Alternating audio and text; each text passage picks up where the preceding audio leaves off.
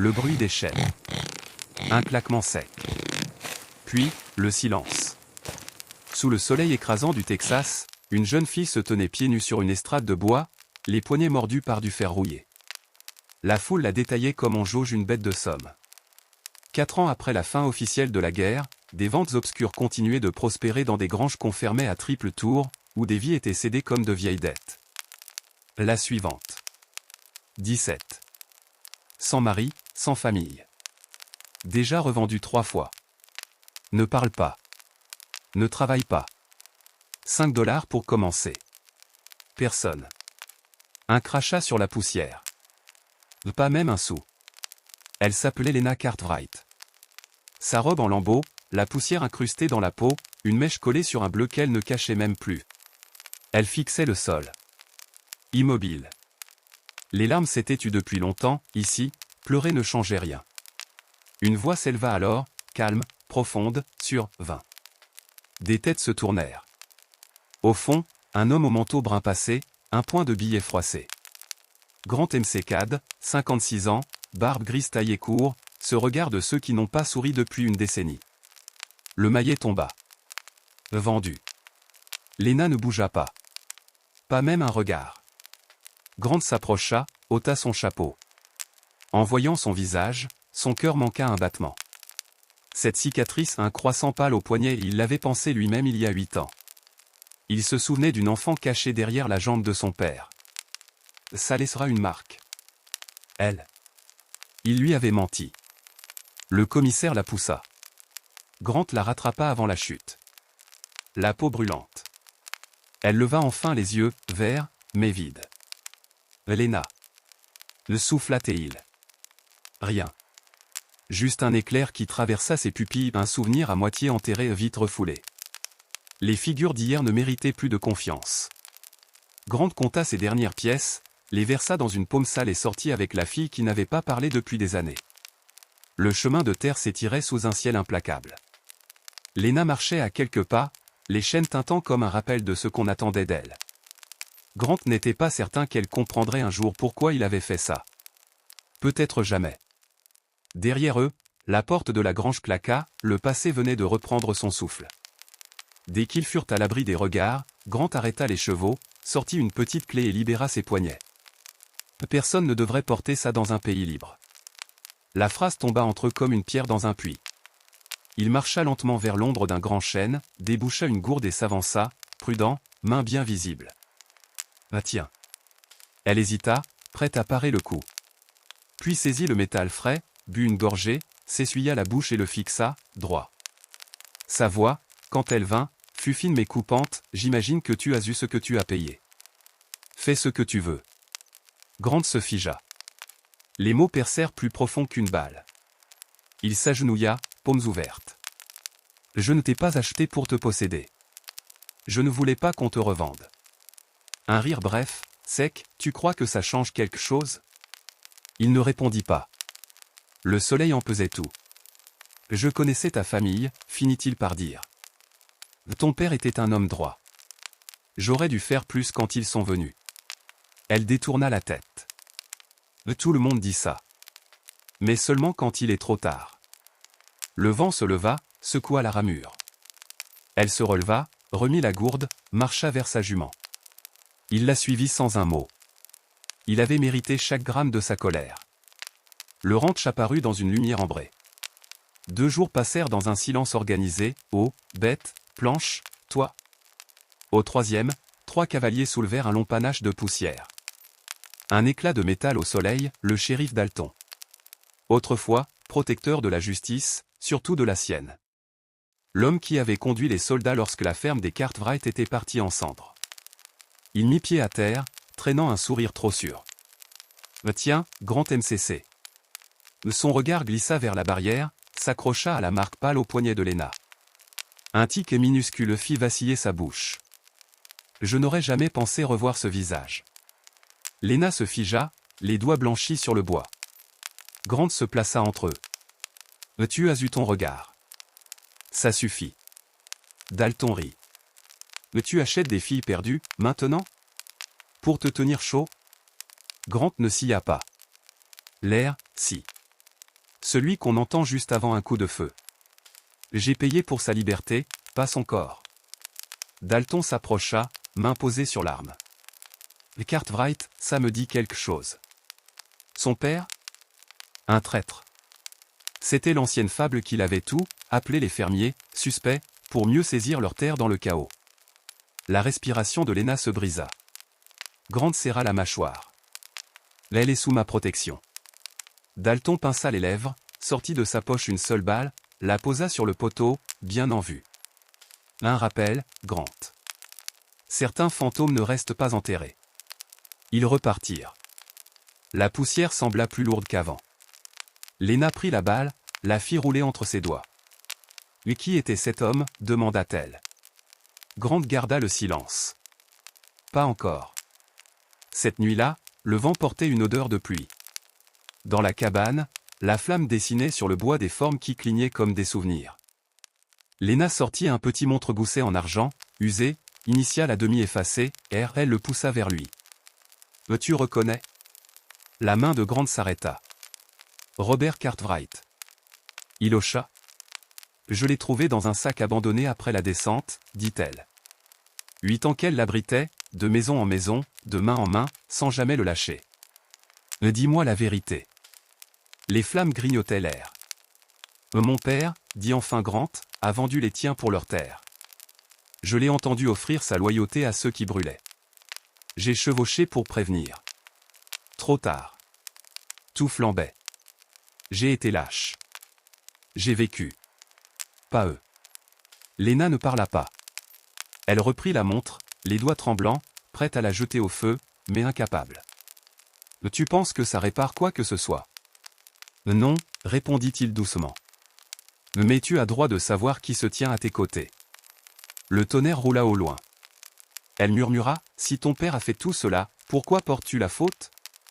Il releva les yeux. « Parce que j'étais là. Parce que je n'ai rien fait. Et parce que je respire encore. » Un martèlement dans la nuit. Des sabots. Puis le bruit s'éteignit, laissant seulement le feu qui s'affaiblissait. Au matin, l'orage avait rincé le ciel. Grant sortit réparer la clôture. « Tu prends mal » dit Lena derrière lui, ton sec, presque moqueur. Elle tenait un marteau. Elle se plaça à son côté. Les heures passèrent, rythmées par le bois, le vent, les gestes. Rien à expliquer. Rien à promettre. Et pourtant, quelque chose bougea. Pas de tendresse miraculeuse. Plutôt une paix précaire, fragile, mais réelle. Le soir venu, Grant tailla 2 croix de bois, simples. Il grava les noms, Robert Cartwright, puis famille. Quand Lena les vit, ses yeux se remplirent d'une eau vieille de 8 ans. Elle s'agenouilla, suivit les lettres du bout des doigts. Puis revint vers lui, déposa la montre dans sa paume. « Garde-la. » Il secoua la tête. « Là, elle leur appartient. » Elle eut un sourire minuscule, épuisé mais vrai. « Alors laisse-la ici. » Cette nuit-là, elle ne dormit pas sur le seuil. Elle resta à la fenêtre, à compter les étoiles. En face, Grant respira un peu mieux. Les jours devinrent des semaines. Lena resta. Elle reprisa, sema, tendit une planche au bon moment. Des gestes minuscules qui repeuplent une maison. Le fantôme du ranch perdit de sa substance. Le passé ne disparaissait pas. Il cessait d'étrangler. Le shérif, lui, n'avait pas renoncé, la balle sur le poteau n'était pas une métaphore perdue au vent. Mais Lena apprenait à se tenir autrement, droite sans se raidir, présente sans se tourner en pierre. La montre tintait parfois contre le bois de la commode, comme un cœur qu'on place à côté des photos qu'on n'a plus. On ne tourne pas la page. On écrit par-dessus. La question n'était pas de savoir si Dalton reviendrait. Mais quand. Entre-temps, il restait l'essentiel, ce qui lie 2 êtres quand tout semble les séparer. Grant savait ce qu'il devait dire depuis le premier jour, « Je te protégerai. » Non pas parce que je te dois ma paix, mais parce que c'est juste. Et Lena, un soir, posa enfin des mots qu'elle gardait sous la langue depuis l'enfance, « Je ne te pardonne pas aujourd'hui. Je n'oublie pas. Mais je ne fuis plus. » Il n'y eut pas d'embrassade. Pas de musique. Juste le bruit de la nuit et un souffle qui ne tremblait plus. Alors, Toi qui écoutes, demande-toi, combien de temps faut-il pour alléger une faute qu'on n'a pas commise mais qu'on porte quand même? Et si quelqu'un t'a blessé, laisseras-tu la réparation commencer, même si elle te paraît trop tardive? Si cette histoire a touché quelque chose en toi, mets un like, écris-nous où tu te trouves et abonne-toi pour ne pas manquer la suite car certaines vérités finissent toujours par remonter à la surface, et ce qui arrivera quand Dalton repointera son ombre pourrait changer tout ce qu'il croyait avoir reconstruit. La saison tourna sans prévenir. Une aube pâle, la poussière prit l'odeur de l'argile humide et les herbes grises relevèrent la tête comme si le sol lui-même s'entêtait à vivre. Grant s'éveillait plus tôt, lestée d'une fatigue qui n'était pas que celle des bras. Lena, elle, apprenait la mesure des journées, combien d'eau pour les chevaux, combien de graines avant la nuit, combien de mots nécessaires, presque toujours moins que ce qu'on croit. Parfois, elle posait la main sur la commode où reposait la montre. Elle ne l'ouvrait pas. Le cliquetis du ressort suffisait. Un matin, elle dit simplement « Il faudra aller en ville ». Du fil, du sel, du savon et des clous. Grant hocha, sans commenter ce « il faudra » qui sonnait comme un petit traité de paix. Sur la route, personne ne parlait. Le ciel paraissait plus haut qu'à l'ordinaire, et sur la droite, les collines portaient des cicatrices claires où le feu avait mordu des années plus tôt. À l'approche du bourg, les regards se plantèrent dans leur dos comme des couteaux émoussés. Les gens savent toujours mieux ceux qui ne les regardent pas. Un marchand les toisa, l'en ronde. Rien à crédit. Grant posa l'argent, compta. Lena, à côté, restait droite, juste derrière l'épaule de l'homme qui avait menti autrefois et ne mentait plus quand il disait « c'est juste ».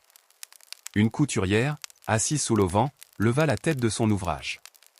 Elle nota la couture reprise à l'aveugle sur la manche de Lena, la peau encore marquée, la posture de roche. Elle se leva, chercha dans une boîte, et tendit un ruban de coton écru. Pour tenir les cheveux quand on travaille. Ça évite qu'ils collent. Lena hésita, prit, marmonna un merci qui n'avait pas servi depuis longtemps. Ce petit troc de dignité ne coûta rien et valait plus que l'or. Il n'avait pas encore fini de charger quand un cheval martela la terre plus fort que les autres. Les conversations s'étiolèrent.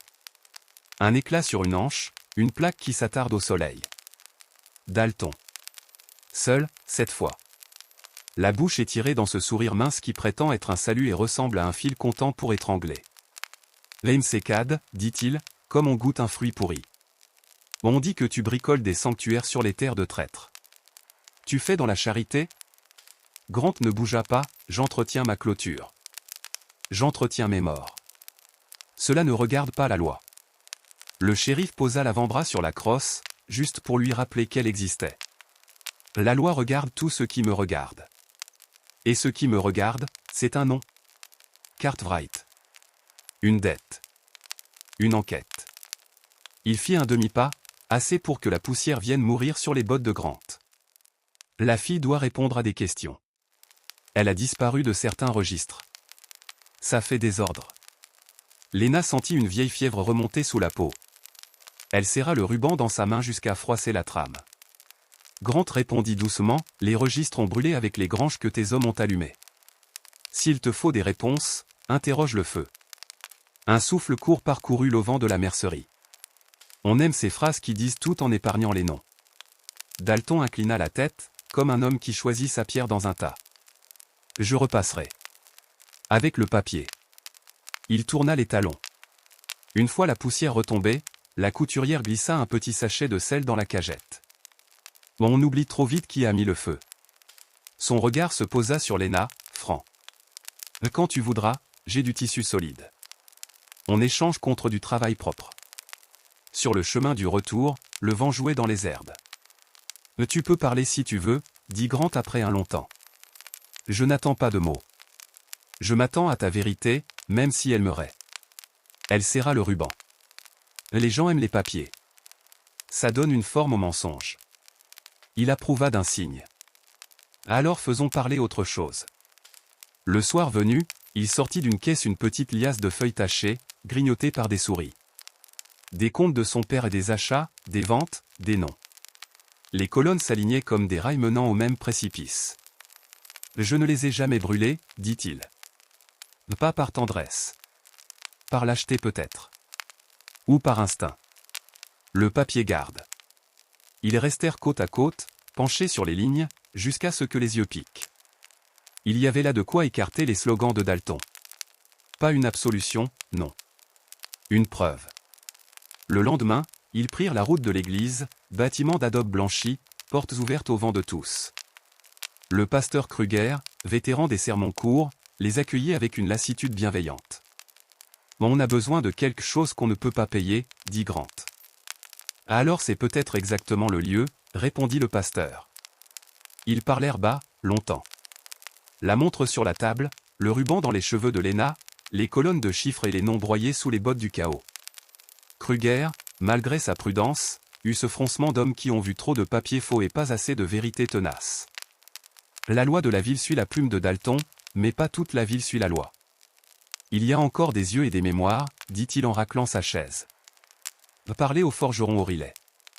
Il a ferré des chevaux qu'on ne montait que pour certaines expéditions. Il se souvient des visages. O'Reilly habitait à la lisière du bourg, marteau régulier, bras bruns, moustache en broussailles. Il leur servit de l'eau sans poser de questions, puis les écouta sans s'impatienter. Quand Grant évoqua la nuit des Cartwright, il posa son maillet et regarda le mur comme si une image ancienne venait de s'y accrocher. « On m'a demandé de changer des fers ce jour-là, dit-il. Des hommes nerveux. On paie avant, on boit après. Je me souviens d'une phrase, on sortira par la ravine, le shérif veut pas qu'on passe par la grande route. Il lança un nom. 2. Et celui d'un entrepôt derrière la tannerie, où s'entassaient des sacs qui sentaient la suie. Je n'ai jamais parlé. Parce qu'on aime ses mains. Et parce qu'on aime dormir. Il releva enfin les yeux. Je parlerai. Mais il faudra plus que ma mémoire. De plus 20. Pas d'avalanche, non. Des graviers qui roulent avant la coulée. Une veuve qui se souvenait d'un manteau brûlé. Un livre de contes de la tannerie où l'on avait noté des heures de nuit, pour service spécial. Un gamin d'alors devenu charretier qui avait vu des silhouettes porter des caisses alors que l'église sonnait l'angélus tardif. Quand les morceaux s'assemblent, ils font du bruit. Le bruit attire. Le troisième soir, la lune se leva rouge au-dessus des collines. On frappa. Pas à la porte. Sur le poteau de la clôture. 3 coups espacés, comme on scande un mauvais présage. Grande sortie, seule. Au sommet de la barrière, une enveloppe, mince, repliée en 2. Dedans, rien qu'un feuillet où une main précise avait tracé une phrase, nette, le mandat arrive. Et avec lui, la honte des Cartwright. Une tache sombre, au coin, pas de l'encre. Le lendemain, la poussière se leva bien avant midi. Dalton, 2 adjoints, des yeux qui aiment voir. Perquisition, dit-il, avec ce plaisir contenu des hommes qui croient tenir un collet. Le mandat était vrai. Les signatures, entières. Kruger apparut sur le chemin, d'un pas qui ne tenait pas de la marche mais de la décision. Il ne dit pas un mot, se posta près de la barrière. O'Reilly vint ensuite, essuyant ses mains dans un chiffon propre. La couturière quitta son auvent, rabattit la porte, resta dehors, bras croisés. Cela ne s'appelait pas une foule. Cela s'appelait des témoins. Les adjoints fouillèrent. Ils renversèrent la caisse. Les papiers tombèrent avec le bruit exact des choses qu'on veut réduire au silence. « Qu'est-ce qu'on a là » feignit Dalton, déjà sûr de son théâtre. Il saisit l'alias. Il lut.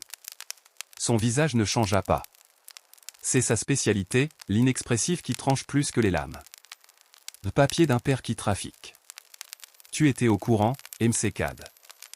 Complice. Grant ne plia pas, complice de quoi? D'avoir gardé la preuve que tu t'es servi de ces colonnes pour déclarer traître ceux dont tu convoitais la terre? Regarde la date. Regarde le nom. Tes hommes, ton itinéraire, la ravine. Il tendit une autre page, récupérée chez la tannerie. Tes services spéciaux. Signé de la main de Wright, ton cousin. Un murmure, à peine, derrière le portail. Dalton ne jetait jamais de regard autour. C'était sa manière de nier ce qui existe. Il remit les papiers, très lentement, sur la caisse. Les gens écrivent beaucoup, dit-il. Les innocents aussi. Sa main glissa pas sur la crosse. Sur sa plaque. Mais moi, j'écris avec ça. Il se tourna enfin vers Lena. Tu veux parler, maintenant? Tu veux dire ce que ton père a vraiment été? Tu veux laver son nom dans la boue? Léna sentit la vieille colère venir, puis repartir, comme une vague qui apprend à ne plus briser tout ce qu'elle touche. Elle dit, « Mon père n'a pas besoin de toi pour être lavé. Les cendres ne se lavent pas. Elles se portent. Et les hommes qui allument les feux ont peur de l'eau. » Dalton eut un demi-rire sans joie. De poésie. Ça marche sur les bancs d'église. Pas sur les bancs de justice. Kruger avança d'un pas, posa sa main sur le bois. La justice n'a pas de banc si personne ne s'assoit dessus. J'y serai. Et je parlerai. Oriley ajouta, moi aussi. La couturière hocha, l'air de signer une commande. Et moi. J'ai recousu trop de manches qui masquaient des bleus. Je sais lire les tissus. Le shérif saurait dire d'un rien. La force tient tant que chacun se tait. Il y a des jours où un fil craque. Un mandat exécuté, conclut-il. On reviendra avec le juge. Il partit sans claquer et les hommes sur deux ne claquent pas. Ils foncent droit, convaincus que l'élan suffit. Le soir, la cabane eut l'air plus petite, pleine d'échos. Grant étala les papiers, recomposa l'ordre, recopia certaines pages à l'encre fraîche, pour qu'on ne dise pas que les moisissures avaient écrit à leur place. Léna traça des noms au crayon sur une planche, non pour dresser une liste d'ennemis, elle n'aimait pas les listes mais pour ne pas oublier ce qu'on devait raconter dans un ordre qui refuse de trembler. « Je parlerai, dit-elle.